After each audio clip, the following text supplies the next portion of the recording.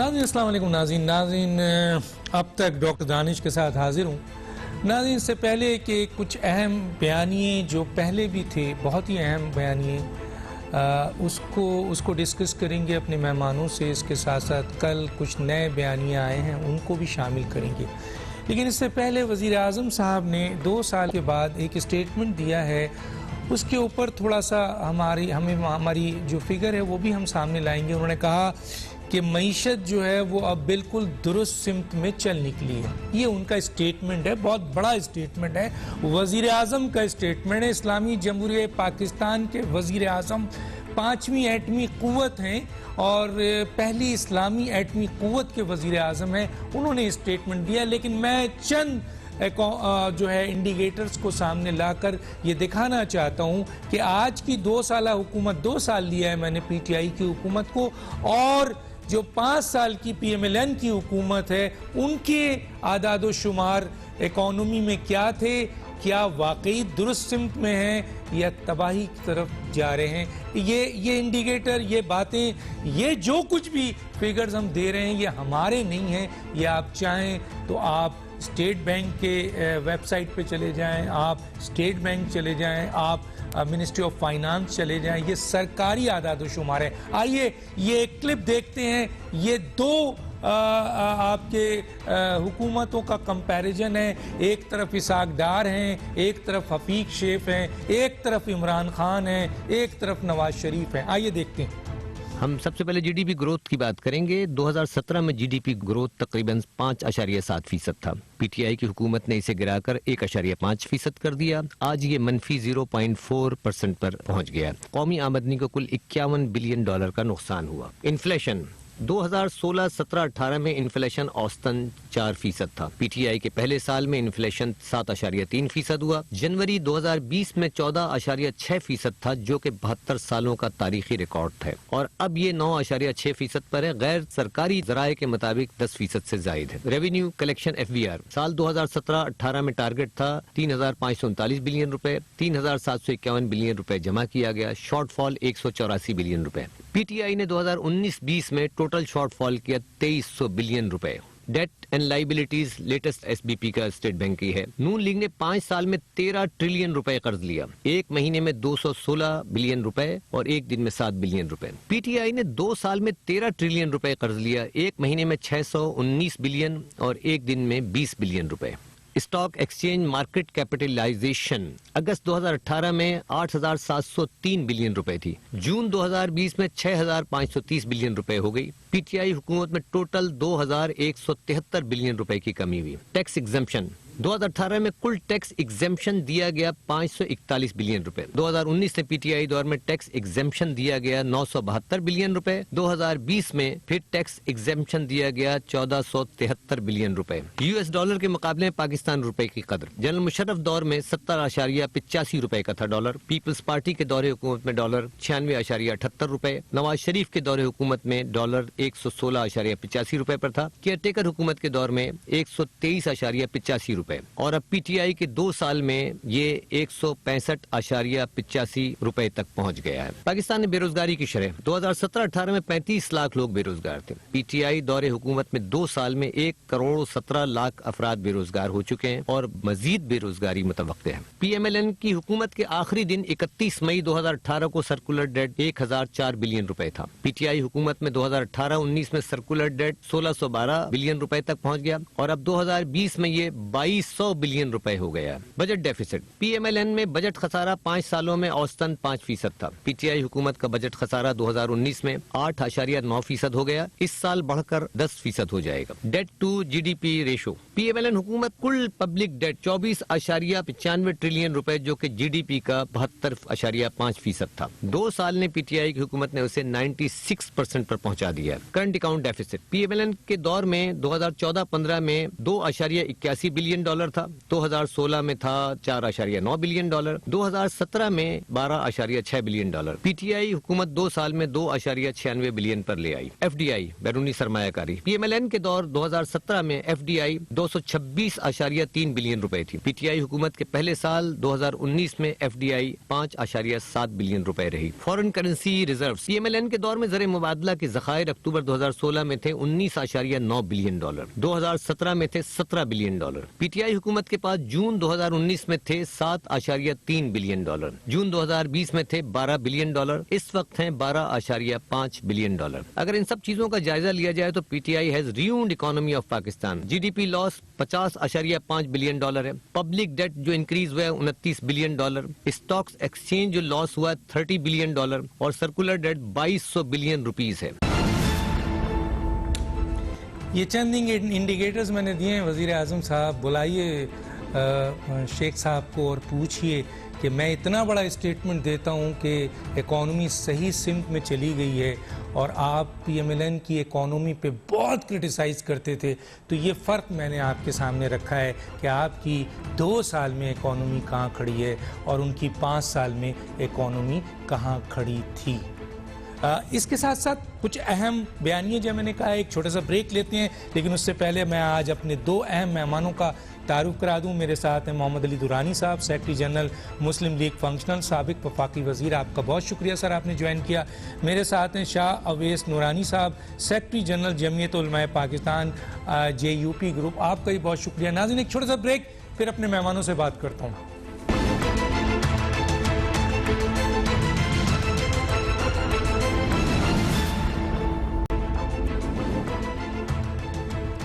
Welcome back. جی محمد علی درانی صاحب آپ کی طرف آتا ہوں. پہلے اویس نورانی صاحب سے پہلے میں آپ کی طرف آ جاتا ہوں. کچھ بیانیے سر جس کے اوپر بھارت نے بہت زیادہ شور مچایا, بڑی آج بھی بھارت کا میڈیا, اور چند بیان تو ایسے ہیں جو انٹرنیشنل میڈیا بھی کوٹ کر رہا ہے. ان میں اویس نورانی صاحب کا ایک اسٹیٹمنٹ بھی ہے, جن میں ایاز صادق صاحب کا ایک اسٹیٹمنٹ بھی ہے, اور ایک فواد چودھری صاحب کا اسٹیٹمنٹ ہے. ان تینوں اسٹیٹمنٹ کو بھارتی میڈیا نے بہت ہائپ دیا ہے. ایک طرف تو یہ ہے, اور کئی جگہوں سے اسے افسوسناک, تینوں اسٹیٹمنٹ کو افسوسناک اسٹیٹمنٹ کہا گیا ہے. لیکن سر جس اسٹیٹمنٹ کو بھارتی وزیر اعظم نے کوٹ کیا ہے وہ ہے فواد چودھری صاحب کا بیان جو انہوں نے دیا ہے. اس کے ساتھ ساتھ حکومت ہند یعنی بھارتی حکومت فواد چودھری صاحب کے بیان کو ایف اے ٹی ایف میں لے جا رہی ہے اور عالمی عدالت انصاف میں لے جا رہی ہے. سر کیسے دیکھتے ہیں سر ان تمام باتوں کو؟ بسم اللہ الرحمن الرحیم. ڈاکٹر صاحب, جہاں تک بھارتی حکومت کے اقدامات اور ان کے جو بیانات کے اوپر مختلف تبصرے ہیں, دیکھیں وہ یہ ہمیشہ سے ہوتے چلے آ رہے ہیں, اور اس کا جو ہے وہ ایک تناظر ہے جس میں کہ اس کو ہمیشہ کیا جاتا ہے. ہر وہ بات جو حکومت کے خلاف یا پاکستان کے خلاف انہیں ملتی ہے اس کو وہ اٹھاتے ہیں. لیکن یہ پہلی دفعہ اب پاکستان میں یہ ہو رہا ہے کہ ہم نہیں بلکہ حکومت اس بات پر تلی بیٹھی ہے کہ پوری اپوزیشن کو بھارتی ایجنٹ کے طور پر بھرتی کروانے, اور فوج کے دفاع کے نام پر بھارتی ایجنٹ جس طرح سے بھرتی کیے جا رہے ہیں, جس طرح سے پوری پاکستانی قوم کی قیادت, پاکستان کی قوم کے عوام اور پاکستان کی قوم کے ہر فرد جو حکومت پر اعتراض کرتا ہے اس کو جو ہے بھارت کا ایجنٹ ڈکلیئر کر دیا جاتا ہے, یہ ایک پاکستان کی تاریخ کا ایک انوکھا واقعہ ہے جس کا کہ میرا خیال ہے کہ بھارت سے زیادہ اس وقت کوئی اس کے اوپر خوشی نہیں کر رہا ہوگا. میں ایک مثال دیتا ہوں آپ کو اس کی, ایاز صادق صاحب کے بیان کی. وہ بیان قابل اعتراض تھا, غلط تھا یا مطلب نامناسب تھا. اس کا پہلا ٹریٹمنٹ جو حکومت کی طرف سے بنتا تھا اور پارلیمنٹ کی طرف سے بنتا تھا کہ اس کی سٹیٹمنٹ کو ایکسپنج کر دیا جاتا, اور اگر وہ ایکسپنج کر دی جاتی, اور آپ حیران ہوں گے کہ آج تک پورے ملک کے اندر مودی کی فوٹویں لگ گئی ہیں اس سٹیٹمنٹ کی وجہ سے ایاز صادق صاحب کے ساتھ, لیکن آج تک اس سٹیٹمنٹ کو اسمبلی کے ریکارڈ سے ایکسپنج نہیں کیا گیا. اس کا مطلب یہ ہے کہ حکومت خود جو ہے وہ فوج کے بارے میں پیدا کردہ جو بھی اعتراضات اور اس کا ماحول ہوتا ہے تو وہ فوج کے دفاع کے نام پر قومی سالمیت کی پیٹھ میں چھرا گھونپنے والی بات ہے. اگر کوئی قابل اعتراض بات ہوئی ہے اور اسپیشلی جس وقت پارلیمنٹ کے اندر کوئی بات ہوتی ہے تو اس کی ٹریٹمنٹ کانسٹیٹیوشنل ٹریٹمنٹ اس کا دینا پڑتا ہے. اس کا یہ ٹریٹمنٹ نہیں ہے کہ اس کے خلاف کسی دوسرے ادارے کا جو سپوکس پرسن ہے وہ آ کے بات کرے یا اس کے بارے میں حکومت بار بار بات کرے اور پوری دنیا کو بتائے کہ ہماری پارلیمنٹ کے اندر یہ بات ہوئی ہے اور یہ جو ہے یہ ایسی ہے اور یہ کرنے والے غلط ہیں. بھائی سلپ آف ٹنگ ہے یا غلط بات ہے یا کچھ بھی بات ہے، ہر بات کو ٹریٹ کرنے کا ایک طریقہ ہوتا ہے. تو میں یہ سمجھتا ہوں کہ جناب اس وقت جہاں تک سوال ہے، اویس نورانی صاحب نے بھئی ایک سٹیٹمنٹ دے دی، اس کی انہوں نے وضاحت کر دی، اب یہ کافی ہے. اویس نورانی صاحب کو کوئی جانتا نہیں ہے، ان کے والد صاحب کو کوئی نہیں جانتا، ان کے خاندان کو کوئی نہیں جانتا.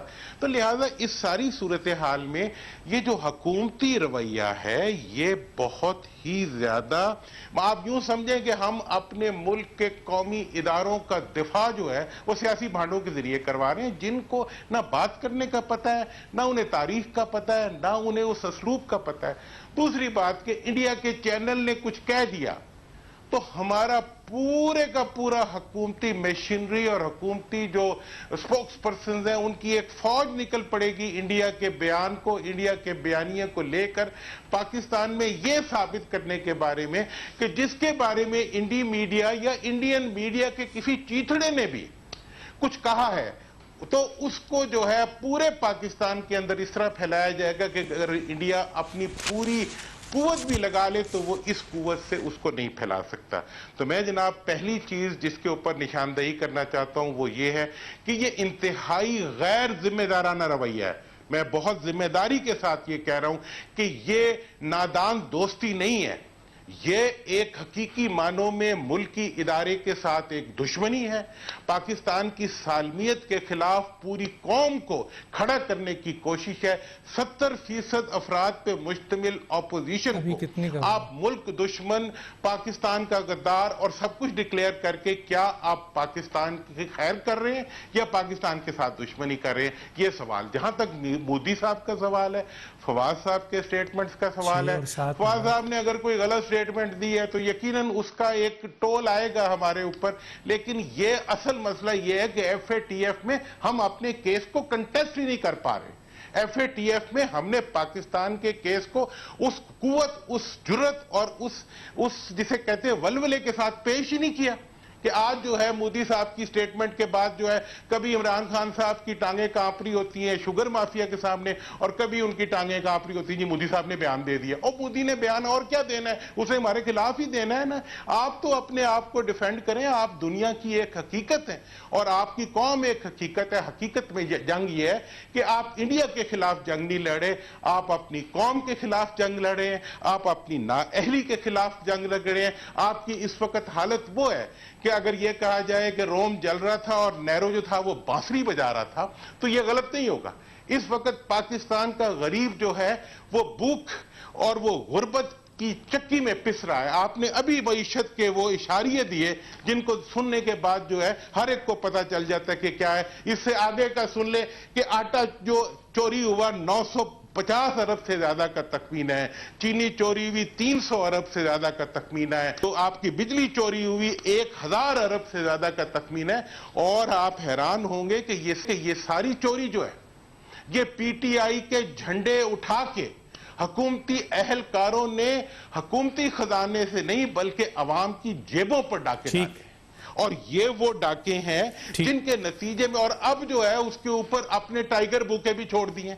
تو جناب یہ بات اس وقت یہ ہے کہ اس وقت قوم پہ رحم کی ضرورت ہے اور اس وقت قوم کو متحد ہونے کی ضرورت ہے. اور فوج اور پاکستان کی سالمیت اور انڈیا کو خدا کے لیے اس وقت پاکستان کی وہ سیاست کے ایشوز نہیں ہیں. پاکستان کی سیاست کا سب سے بڑا ایشو حکومت کی کارکردگی، غریب کا حال اور عوام کی لٹتی ہوئی کیفیت ہے. ٹھیک ہے، میں آتا ہوں جناب اویس نورانی صاحب کی طرف. اویس نورانی صاحب اپنے بیان پہ مزید کچھ کہنا چاہیں تو ضرور کہیں، کیونکہ اس بیان کو بھی اٹھایا گیا، ایاز صادق صاحب کے بیان کو بھی اٹھایا گیا، فواد چودھری صاحب کے بیان پہ وزیر اعظم بھارت نریندر مودی نے ریئیکشن دیا ہے سخت. اور انہوں نے اس بیان کے بنیاد پہ کہا کہ ہم کہتے تھے کہ پاکستان ایک دہشت گرد ملک ہے، وہ انہوں نے اسٹیبلش کیا اس بیان پہ. دوسرا یہ بیان بھی آیا ہے کہ وی کے سنگھ نے کہا ہے کہ ہم ایف اے ٹی ایف میں بھی اس بیان کو لے کے جائیں گے اور عالمی عدالت انصاف میں بھی لے کے جائیں گے. کیا کہیں گے سر؟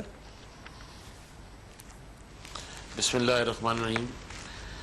ڈاکٹر صاحب آپ نے مدعو کیا، بہت بہت شکریہ، آپ نے یاد کیا. اور محمد علی درانی صاحب السلام علیکم ورحمۃ اللہ.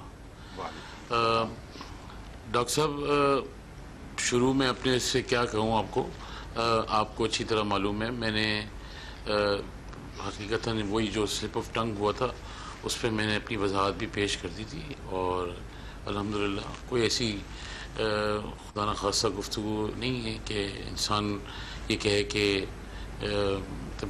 جان پوچھ کے کیو، اور کس سے کی کریڈینشلز آپ چیک کریں، کس کے لیے آپ یہ بات کر رہے ہیں، حسب نسب چیک کریں، کس مسند پہ ہم بیٹھے ہیں، کس جگہ پہ بیٹھے ہیں. کس طرح انسان ایسے سوچ سکتا ہے کہ خدا نخواستہ پاکستان مخالف کوئی گفتگو کی جائے، یا اس کے خلاف، اس کی نظریے کے خلاف، یا اس کے آئین کے خلاف.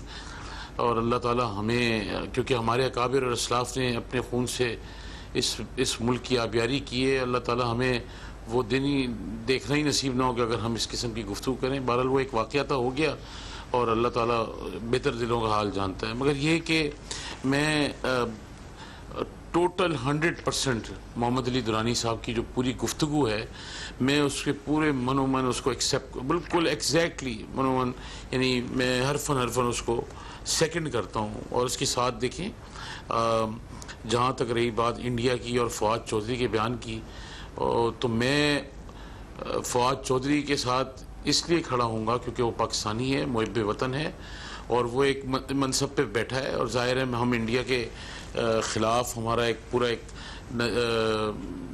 یعنی ایک بیانیہ ہے، اور ظاہر ہے وہ ہمارا ازل سے اب تک ہمارا اس کے ساتھ ایک ٹکراؤ رہا ہے اور ٹکراؤ رہے گا بہرحال. اور ایاز صادق صاحب بھی ایک محب وطن پاکستانی ہیں، تو ہمیں کسی کو ڈکلیئر نہیں کرنا چاہیے کہ فلانا جو ہے وہ غدار ہے یا وہ محب وطن ہے، یا فتوے دیں اور سرٹیفکیٹس باندھیں. مگر آپ یہ دیکھیں کہ ماحول اس طرح گورنمنٹ کا یہ ہے کہ محمد علی درانی صاحب اس سخت دور کے اندر اپوزیشن میں تھے، اور میرے والد صاحب متحدہ مجلس عمل کے سربراہ تھے، اور سخت ترین بیانات اور جلسے اور جلوس اور ریلیاں اور ٹرین مارچ ہوتی تھی. آپ ان سے پوچھیں کبھی کوئی ان کی طرف سے یا ہماری طرف سے کبھی کوئی اس قسم کی غیر مہذب گفتگو کبھی سامنے بھی آئی ہو؟ باخدا میں تو حیران ہوتا ہوں اس گورنمنٹ کو دیکھ کے کہ تاریخ کے اندر کبھی پاکستان کی، انہوں نے پاکستان کی، اس گورنمنٹ نے آ کے پاکستان کی ہسٹری کو داغدار کیا ہے. ایسے لوگ آ کے بھرتی ہوئے ہیں کہ علامان الحفیظ، میرا مطلب ہے میں ان کے لیے الفاظ استعمال نہیں کرتا، مگر میں یہ بتانا چاہتا ہوں کہ مشرف دور کی بڑی سخت اپوزیشن تھی. اور آپ پوچھئے درانی صاحب سے، باخدا پوری اپوزیشن کو کس طرح ڈیل کرا جاتا تھا. روز کی بنیاد پہ ملنا ملانا بھی ہوتا تھا، کچھ چیزوں پہ مخالفت ہوتی تھی بھرپور طریقے سے، اختلاف بھی ہوتا تھا، اختلاف رائے بھی ہوتا تھا، دلیلیں بھی بیان ہوتی تھی، دلائل کی بنیاد پہ لڑتے تھے، اپوزیشن کرتے تھے. مگر اس قسم کا رویہ تو کبھی نہیں رکھا. آپ اپنی ہی قوم کو، اپنے ہی لوگوں کو خود ڈکلیئر کر رہے ہیں کہ اب آپ دیکھیں نا یہ کتنا برا کام ہے کہ ایاز صادق صاحب کے ایریے کے اندر پوسٹر لگائے گئے ہیں. آپ مجھے یہ بتائیں، ایک سپیکر رہا ہے قومی اسمبلی کا ایک شخص، اس کے خلاف آپ نے پورے شہر کے اندر پوسٹر لگا دیے، اور prime minister officially Gilgit Baltistan میں جا کے سٹیٹمنٹ دے رہا ہے، میر جعفر، میر صادق اور اب میر ایاز. یعنی کس قسم کے لوگ ہم پہ لاگ دیے گئے ہیں. پھر آپ نے یہ فرمایا کہ ہماری معیشت جو ہے، پرائم منسٹر صاحب نے فرمایا ہے کہ معیشت صحیح سمت پہ جاری ہے. 25 جولائی کے انتخابات جو چوری ہو کے جس نتائج پہ یہ حکومت بنی، آپ اس کے بعد یہ دیکھیے. میں یہاں سے شروع کرتا ہوں. ٹول پلازا بڑھا دیا گیا، اے ٹی ایم ٹرانسفر کرنے کے لیے اے ٹی ایم مشین کے کارڈ کے اوپر فیس بڑھا دی گئی. اس کے بعد آپ آ جائیں شناختی کارڈ کی فیس، پاسپورٹ کی فیس، پھر بجلی، پھر اس کے بعد کھاد، پھر اس کے بعد LPG کے ریٹ، پھر اس کے بعد آپ لوڈ شیڈنگ، اور پھر آپ کی گھر کی نیچرل گیس اب بڑھتی جا رہی ہے، کوئی چیز رک کے نہیں دے رہی ہے۔ ڈالر 105 اور 110 کے بیچ میں تھا، آج 160 165 میں ہے۔ کراچی اسٹاک ایکسچینج کا عالم یہ ہے ڈاکٹر صاحب کہ ڈمی چلائی جا رہی ہے، دکھایا جاتا ہے کہ بڑی ٹرانزیکشن ہو رہی ہے اور بڑا پروفٹ ہو رہا ہے، بظاہر آپ کو نظر آتا ہے، مگر اندر سے وہ کھوکھلی سے کھوکھلی ہوتی جا رہی ہے۔ انویسٹمنٹس اٹھتی جا رہی ہیں اس ملک سے، بین الاقوامی سطح کے اوپر، عالمی سطح پہ، عالمی دنیا کے اندر آپ تنہائی کی شکار ہو گئے، اور لوگ آپ سے کاروبار کرتے ہوئے ہچکچاتے ہیں جب آپ کے ملک کے اندر خود پرائم منسٹر کاروباری طبقے کو، بزنس مین کو اور پولیٹیشنز کو نیب کی ذریعے انتقام کی کارروائیاں کرے گا۔ کاروباری طبقہ جب نیب کے اندر پیشیوں پہ جائے گا تو انویسٹمنٹ کہاں سے آئے گی؟ لوگ بیرون ملک سے آنا چاہتے ہیں، وہ نہیں آئیں گے، جبکہ یہ کہتے تھے کہ ہم بیرون ملک سے لوگوں کو یہاں لے کے آئیں گے، 1 کروڑ نوکریاں دیں گے، 50 لاکھ گھر بنائیں گے۔ حالات تو اب بدتر سے بدتر ہوتے جا رہے ہیں، اور لوگ خودکشیاں کر رہے ہیں، لوگ اپنی بچوں کو سڑکوں پہ لا کے بیچ رہے ہیں، لوگوں کے چولہے بجھا دیے گئے، لوگوں کے اندر ایک concept of theory of living ختم ہو گیا ہے۔ یعنی ایک عام آدمی جو ڈاکٹر صاحب جو 5,000 کماتا تھا اور جو 5 لاکھ تک کماتا تھا، ہر طبقہ پریشان ہو چکا ہے۔ اسی لیے ہم یہ کہتے ہیں کہ آپ ملک کے اندر فیئر، فری اور ٹرانسپیرنٹ الیکشن فریش کرائیں اور چھٹی کریں، آپ گھر جائیں۔ آپ نہیں جائیں گے، ویسے بھی آپ بیساکھیوں پہ کھڑے ہیں، آپ کو اب جانا تو پڑے گا ہی۔ اگر یہ اپوزیشن کا کوئی کمال نہیں ہوگا ڈاکٹر صاحب، اس لیے کہ اپوزیشن میں اپنی ذاتی رائے دے رہا ہوں، اپوزیشن ابھی بھی پیچھے ہے اور عوام آگے ہے، اور اگر تھوڑی اپوزیشن نے کہیں آگے پیچھے ہوتی ہے تو عوام بہت آگے نکل جائے گی۔ لوگ بیزار ہیں، لوگوں کے پاس ڈاکٹر صاحب اسکول کے بچوں کی فیسیں جمع کرانے کے پیسے نہیں ہیں۔ میں ایک انتہائی میڈل کلاس اسکول کی بات کر رہا ہوں، جہاں ایک اکاؤنٹنٹ ہمارا ایک عزیز جاننے والا ہے، اور وہاں اسکول کے بچے مڈل کلاس، یعنی شاپ جن کی دکانیں ہیں، چھوٹے بزنس مین ہیں، کاروبار کرتے ہیں، وہ اپنے بچوں کو اسکول سے باہر نکال رہے ہیں، ان کو فیسیں نہیں ہیں، ان کی فیسیں نہیں ہے سر، بالکل 9,000 اور نہیں ہے، 8,000 اور 12,000 ہیں۔ بالکل ہے۔ جہاں پہ آپ صحیح کہہ رہے ہیں، جس جگہ پہ لوگ 6 آدمی گھر میں تھے، 3 اگر نوکری کرتا تھا، وہاں پہ وہ تینوں کی نوکری بھی جا چکی ہے، 6 کے 6 بے روزگار ہیں، کرائم بڑھ گیا ہے۔ میں آگے چل کے اس پہ بات کروں گا، ناظرین ایک چھوٹا سا بریک لیتے ہیں، پھر واپس آتے ہیں۔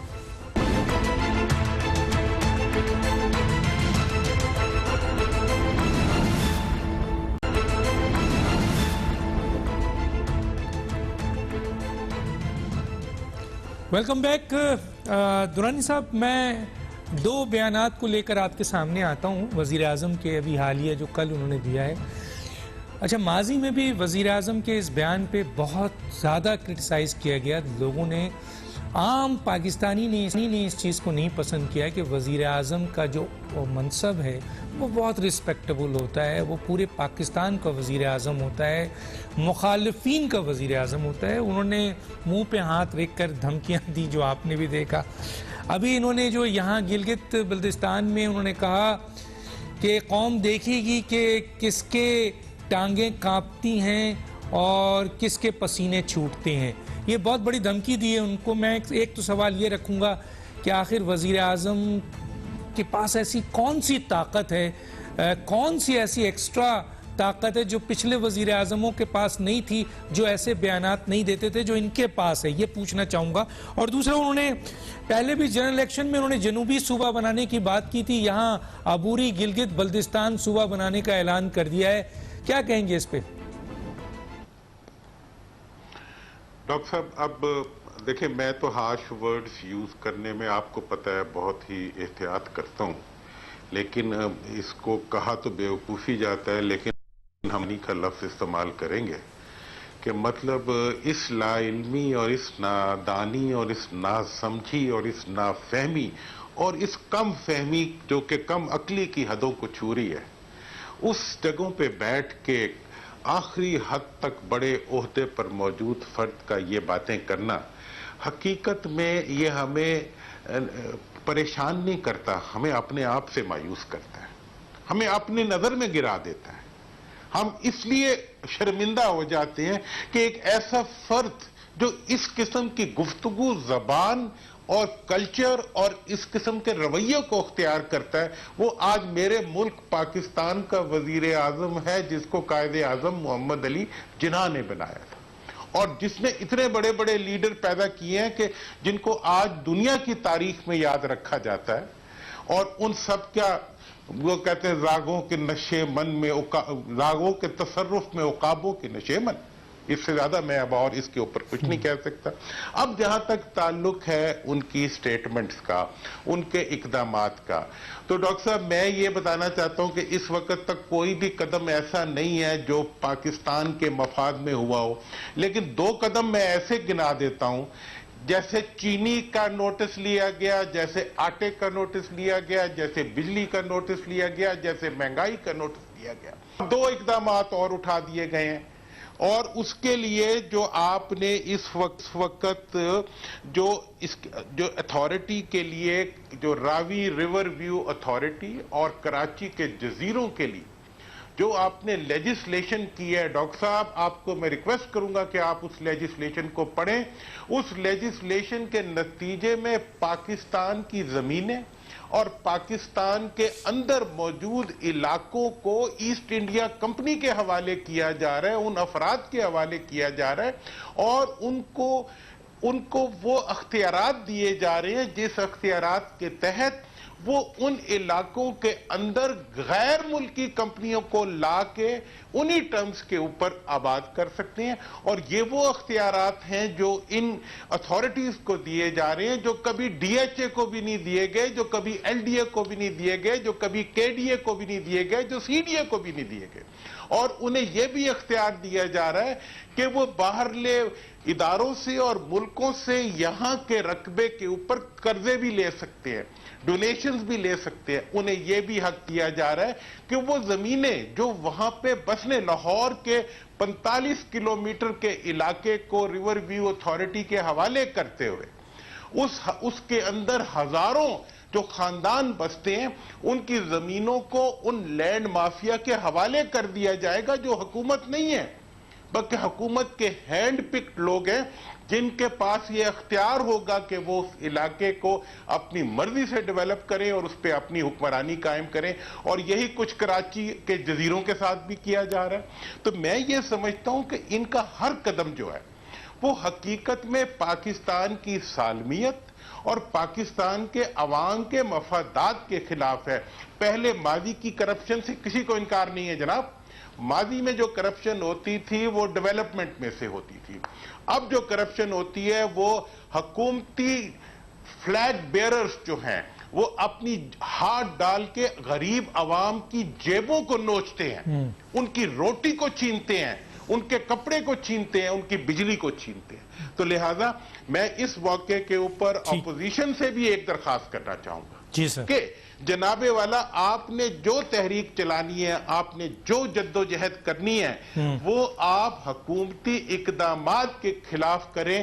آپ اس کے اندر ملکی اداروں کو جب انوالو کر دیتے ہیں تو ان کو ایک اور کھیل کود کا موقع مل جاتا ہے، اور وہ گرد اڑا کر ادارے سادہ ہوتے ہیں. حکومتی اداروں میں ایک سادگی ہوتی ہے، وہ سیاستدانوں کی طرح کننگ نہیں ہوتے، وہ ان کی باتوں میں بھی آ سکتے ہیں. آپ اپنی ڈائریکشن اور لائن اور لینتھ کو سیدھا رکھ کے عوام اور پاکستان کے مفاد کے لیے. ٹھیک ہے. میں اویس نورانی سے، میں آپ نے مجھے جنوبی پنجاب اور گلگت کا نہیں بتایا، میں آگے چل کے پوچھوں گا. میں ذرا اویس نورانی سے میں پوچھوں گا میں اویس نورانی صاحب کی طرف آ جاؤں. ایک بریک بھی لینا ہے میں نے. اویس صاحب 2 بیانات ہیں. ایک تو بڑی دھمکیاں ہیں سر، آپ لوگوں کو بہت سخت دھمکیاں ہیں، کب آپ کی ٹانگیں کانپ رہی ہیں، کب آپ لوگوں کو پسینہ آئے گا. ایک تو یہ سر. دوسرا مریم نواز صاحبہ کا بھی ایک سٹیٹمنٹ ہے، آپ پی ڈی ایم سے ریلیٹڈ ہیں. قوم نواز شریف کا ساتھ نہ دے اگر ان کا بیانیہ آئین سے متصادم ہے. کیا کہیں گے سر؟ میرے خیال سے مریم نواز صاحبہ نے جو فرمایا ہے کہ قوم نواز شریف کا ساتھ نہ دے اگر ان کے بیانیے سے متصادم، تو ٹھیک ہے، لیٹ دا پیپل چوز. لوگوں کی، عوام کی رائے کی اور عوام کی حق حکمرانی کے اوپر لوگوں کو فیصلہ کرنے دیں. مگر اس کے ساتھ میں یہ ضرور کہوں گا کہ آپ گلگت بلتستان کے اوپر گفتگو کر رہے ہیں، مگر آپ اس کو اگر بیک گراؤنڈ پہ جائیں اور برعکس اس کے یہ دیکھیے، فاٹا کا الزام، سقوط کشمیر اور گلگت بلتستان، یہ تینوں ایک اس گورنمنٹ کے بڑے کارنامے ہیں جو قوم ساری زندگی آنے والی 10 نسلیں یاد رکھیں گی. سیاہ ہے یا یہ سفید تینوں ہے؟ چیزیں. اور گلگت بلتستان کو بھی جی یہ سیاہ کارنامے ہیں یا سفید کارنامے ہیں سر؟ یہ بھی تو بتا دیں. سر یہ سیاہ کارنامے ہیں. اچھا سیاہ کارنامے نا. آپ یہ دیکھیں ایک وزیر اعظم یہ کہے کہ مودی کے آنے کے بعد کشمیر کے حالات کشمیر کو میں حاصل کر لوں گا, کشمیر کا سارا سیٹلمنٹ ہو جائے گا, اور اس کے بعد یہ ہوا کہ کشمیر کے اوپر لاک ڈاؤن ہے, اب تک شہداء کی لائن ہے. کہاں جائیں گے؟ ایک خفاٹا کا انضمام کر کے کس طرح بیڑا غرق کیا گیا اس صوبے کا. اور اب یہ باری گلگت بلتستان کی. مگر گلگت بلتستان کے وزیر اعظم صاحب نے بھی کہہ دیا کہ یہ ہو نہیں سکتا اور پاکستان کے آئین کے بھی خلاف ہے. تو اب یہ مجھے بتائیں, آپ کا ہمارا وزیر اعظم سلیکٹ آ کر ٹی وی پہ یہ کہے میں ان کو چھوڑوں گا نہیں. او بھائی تم کیا چھوڑو گے؟ تمہیں تو خود چھوڑا گیا ہم پہ. اللہ بچائے تمہارے سے. تم نے تو قوم کا جینا عذاب کر دیا ہے. کہنے لگے جی میں نواز شریف کو جا کے خود لے کے آؤں گا.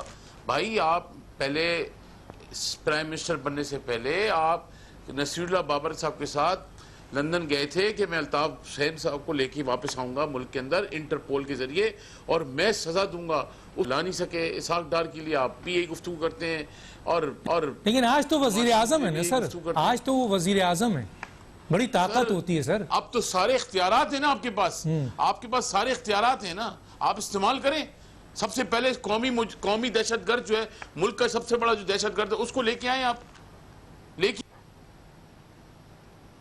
گری گئی تھی, گرائی گئی تھی, دہشت گردی ہوئی تھی. آپ نے اس کے رد عمل میں نصیر اللہ بابر کے ساتھ لندن گئے تھے. سارے شواہد آپ نے اکٹھے کر کے اسکاٹ لینڈ یارڈ کو دیے تھے. وہ کیس کہاں گیا؟ یہ تو کوئی طریقہ نہیں ہے سر. گورنمنٹ کا کام رجسٹ کرنا ہوتا ہے, اپنے لوگوں سے کمیونیکیٹ کرنا ہوتا ہے. یہ کن لوگوں کی گورنمنٹ آ گئی؟ تو سر اتنی بڑی دھمکی وہ کس بنیاد پہ دے رہے ہیں, حالانکہ ماضی میں ان سے زیادہ طاقتور وزیر اعظم رہے ہیں؟ سر ان کو احساس نہیں ہے اس بات کا کہ 2/3 میجورٹی کی حکومتیں ہم نے یہاں گرتے ہوئے دیکھی ہیں اور مضبوط ترین حکومتیں کرتے ہوئے دیکھی ہیں. اللہ تعالیٰ کی لاٹھی بے آواز ہے. کسی غریب کی سسکیاں لگ جائیں گی ان کو پتہ بھی نہیں لگے یہ کہاں چلے گئے. یہ غرور اور تکبر, بس ان سے اللہ تعالیٰ ان سب کو محفوظ کرے. یہ بڑا غلط ایک دیکھیں نا, اپنی لوگوں کے خلاف آپ پرچے کاٹیں, اپنی لوگوں کے خلاف. اب آپ یہ دیکھیں کوئٹہ جلسے سے پہلے پوری لیڈرشپ کے اوپر تمام جو موجود تھی نون لیگ کی, ان کے اوپر غداری کے مقدمے کاٹ دی. ارے بابا, اس میں آرم فورسز کے ریسپیکٹڈ لوگ بھی تھے, ریٹائرڈ جنرلز بھی موجود ہیں. آپ ان کو تو پیچھا چھوڑ دو. نہیں, ان کو بھی کاٹ دیے, وہ بھی غدار ہیں. پھر اس کے بعد کہا ہمیں تو معلوم ہی نہیں ہے کون لوگ تھے وہ. اچھا جی, ہم سارے مقدمے ختم کر دیتے ہیں. ایک مسخرہ نان سیریس کیریکٹرز یہاں پہ آ کے بٹھا دیے. ڈاکٹر صاحب میں اس میں یہی کہوں گا کہ جو محمد درانی صاحب نے جزیروں کی بات کی ہے, یہ پورا ایک تسلسل ہے. فاٹا سے شروع ہوا کشمیر سے شروع ہوا گلگت بلتستان, اور اب یہ بین الاقوامی سطح پہ پوری آپ کا پورا خطے کو بیچ دیں گے. یعنی ہم صرف بیٹھے سے تماشا دیکھتے رہیں گے اور یہ سارا کچھ بیچ باچ کے نکل جائیں گے. یہ تو بڑا ظلم ہے اس قوم کے ساتھ. قوم پاکستان اس لیے تو نہیں بنا تھا کہ یہ سارا لوٹ کے دوسروں کو بیچ کے چلے جائیں بین الاقوامی سطح پہ, اور پھر لوگ ہمیں کیا کہیں گے. اپوزیشن, میں پھر آپ سے کہہ رہا ہوں, اپوزیشن پیچھے اور عوام آگے ہے اس وقت. اور انشاءاللہ تعالی ہم یہ سمجھتے ہیں اگر یہ بیانیہ جو ابھی فرمایا محمد درانی صاحب نے, بالکل صحیح بات ہے کہ اس کا تاثر اس طرح جا رہا ہے کہ جیسے خدا نہ خواستہ یہ جو تحریک ہے یہ پورے ان کے خلاف ہے. ایسی بات نہیں ہے. کچھ چیزیں حالات ماضی میں ایسے داغدار واقع ہوئے ہیں جس سے سیاستدان اور ان کے لوگ زخمی ہوئے ہیں. تو انشاءاللہ میں سمجھتا ہوں دونوں طرف سے ایک اچھی بہامی ایک گرفت آئے گی, ایک حالات بہتر ہوں گے اور حالات ٹھیک ہوں گے. پہلی چیز یہ ہے کہ پاکستان چلانا ہے. سر 165 کا ڈالر ہے, 55 روپے کون ہمیں پورے کر کے دے گا؟ سب سے بڑا سوالیہ نشان یہ جو 55 روپے کا ڈیفیسٹ ہے, اس کو 2 سال 2.25 سال میں جو بڑھایا گیا ہے, اس سے غریب آدمی کو کیا ریلیف ملے گا؟ جس ملک کا نان بائی ہڑتالوں پہ چلا جائے اس ملک ایک سوالیہ نشان ہے. سر ان کو اس سے وزیر اعظم کو ان چیزوں سے کوئی غرض نہیں ہے. وہ تو کہتے ہیں میں چوروں, ڈاکوؤں, لٹیروں کو, اب تو کہتے ہیں غداروں کو میں نہیں چھوڑوں گا. ان کو وہ اپنی ڈیبیٹ سر یہ سب چیزیں رائٹ, ڈاکٹر صاحب رائٹ پہ جہانگیر ترین بیٹھے تھے. وہ سب سے بڑا چینی کا مافیا تھا. اس کے بعد خسرو بختیار ہیں، اس کے بعد یہ دوسرے جتنے احباب ٹیکسٹائل والے بیٹھے ہوئے ہیں، انڈسٹریز کے ان کے ساتھ بیٹھے ہوئے ہیں. اور آپ کی دیکھیں میں تو حیرانگی ہوتی ہے، پاکستان تحریک انصاف یہ کہتے ہیں میں نے 22 سال جدوجہد کی ہے. 22 سال تم نے احمق جھک مارا ہے. 22 سال کے اندر تمہارے پاس کیبنٹ میں قابل ترین لوگ موجود ہیں، مگر پھر بھی تم امپورٹڈ مال لے کے آئے. اسد عمر میں اپوزیشن کا ہوں، مجھے اسد عمر سے کوئی لینا دینا نہیں ہے، مگر اسد عمر میں کیا خرابی ہے بیچارے میں؟ اس کو اٹھا کے کک آؤٹ کر دیا آپ نے. کچھ لوگوں کو ناپسند تھے سر، میں کچھ لوگوں کو ناپسند تھے. اور عمران کو دیکھے پرسوں 2 دن پہلے انہوں نے چوہان صاحب کی پنجاب میں جا کر تعریف کی اور وہاں کے منسٹروں کو کہا کہ تمہیں چوہان صاحب جیسا ہونا چاہیے، اس طرح کا وزیر بننا چاہیے. اور آج میں سن رہا ہوں کہ چوہان صاحب کو فارغ کر دیا گیا ہے. تو یہ فیصلے کون کر رہا ہے؟ میں پوری قوم یہ جاننا چاہتی ہے کہ یہ فیصلے کہاں سے ہو رہے ہیں. ایک چھوٹا سا بریک لیں گے پھر واپس آتے ہیں.